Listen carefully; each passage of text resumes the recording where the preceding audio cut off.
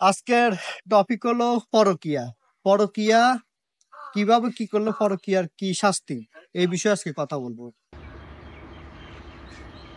অবিবাহিতরা পরকিয়া করলে তাদের শাস্তি কি? যারা অবিবাহিত তারা যদি পরকিয়া করে তাদেরকে ইসলামিক কোরআনের যে বিধিবিধানে যেটা উল্লেখ করা আছে মহান সৃষ্টিকর্তা, সেটা হলো যাই অবিবাহিতরা যদি পরকিয়া করে তাদেরকে 100টি বেত আঘাত করার জন্য। আর যদি কোনো বিবাহিত যদি পরকিয়া করে তাদেরকে ছিন্ন করা হবে, এমনকি সাক্ষী থাকবে, সাক্ষী সহ তাদেরকে পাথর নিক্ষেপ করা হবে। তাই আর আমাদের সমাজে এখন পরকিয়া একটা ট্রেন্ডিং হয়ে গেছে।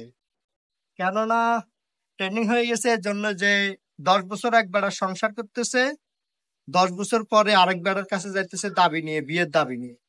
তাহলে যে সমাজে এই বিয়ের দাবি নিয়ে গেছে ওই সমাজে ইমানদার ব্যক্তি না থাকার কারণে আজকে সমাজগুলো পরকীয়ায় আক্রান্ত হয়ে গেছে। যেমনটা করোনায় আক্রান্ত হয়, করোনা আক্রান্ত হলে টিকা দিলে মানুষ তো কোন রকম লাইনে আসে, কিন্তু পরকীয়ারে যারা পরকীয়া করে তাদের একমাত্রই শাস্তি তাদেরকে পাথর নিক্ষেপ করো, আর না হলে বেদাঘাত করো। আমার সাথে যারা যারা একমত আছেন তারা তারা অবশ্যই কমেন্টে বলে যাবেন। পরকীয়া সমাজ